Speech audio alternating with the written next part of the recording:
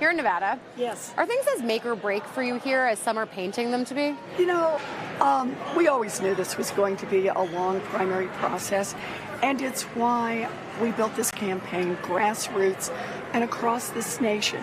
We're in 31 states with over 1,000 people on the ground. We have more than 1 million donors.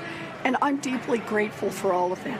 You know, one of the consequences of my making the decision at the beginning not to spend 70% of my time raising money means that I've now been to 29 states in Puerto Rico, held town halls, and built that grassroots movement. So I'm loving being here in Nevada, but I understand this may be a long haul. And by the way, I should say, if you think that's the right way to fund a campaign, instead of going to the millionaires and billionaires, go to ElizabethWarren.com and pitch in $5. So it matters. So tomorrow you're going to Culinary 226. You're going to spend some time with them. They've been vocal, though, against Medicare for All, specifically Bernie Sanders' plan. You've said before, I'm with Bernie on Medicare for All. But how are you different from him on Medicare for All in his sense? I've actually worked with the Culinary Union to make sure that the plan I've put forward is one that works for them.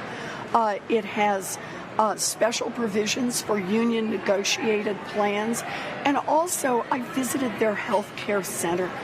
It is an amazing place. It's the kind of place that I don't want to close. I want to see it replicated all over Nevada and all over this country. They provide first-rate health care for their people. I want to see everyone have access to that, and I got a plan to make that happen. So when Culinary 226 did come out and criticize Bernie Sanders for Medicare for All, his supporters really attacked them.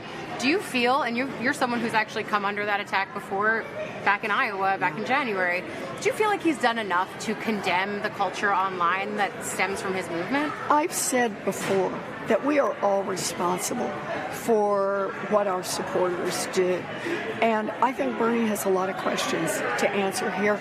And I am particularly worried about what happened in the attacks on members of the Culinary Union, particularly on the women in leadership. The whole notion of publishing their personal addresses, their phone numbers, and then making very aggressive threats against their own safety and the safety of their families, that is not how we build an inclusive Democratic Party, and it is not how we build Donald Trump. We do not build on a foundation of hate. I wonder, there's a debate coming up. I'm sure you've heard. I've heard.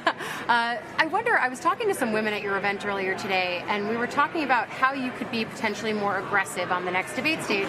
And they pointed out that there's sort of a double standard between women being seen as potentially too aggressive or maybe not aggressive enough. Do you feel that when you're on the debate stage? Is that something you're thinking about? You know, I'm thinking about how can I best get out there and fight for the people that I got in this race to fight for. But do you feel like you could be seen as too aggressive in doing that? You know, this is what women face all the time. It's always too much of this or too much of that. But you put your head down, you do your job, and you keep on going. Or you might say, we persist. So earlier this week, Amy Klobuchar and Tom Steyer were asked about the president of Mexico, and they couldn't name him. Is that a disqualifier? Is that something you need to know? You know, look, I think that people were surprised by the question, but this is just one more piece of information that folks have. The way I see this is it's really important, too, to understand policies with Mexico and the kind of trade relationship we have, the kind of immigration relationship we have, the jobs moving back and forth.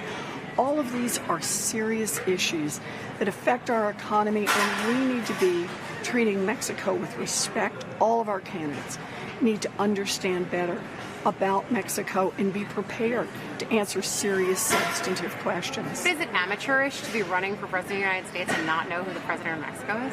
Well, it was a surprise.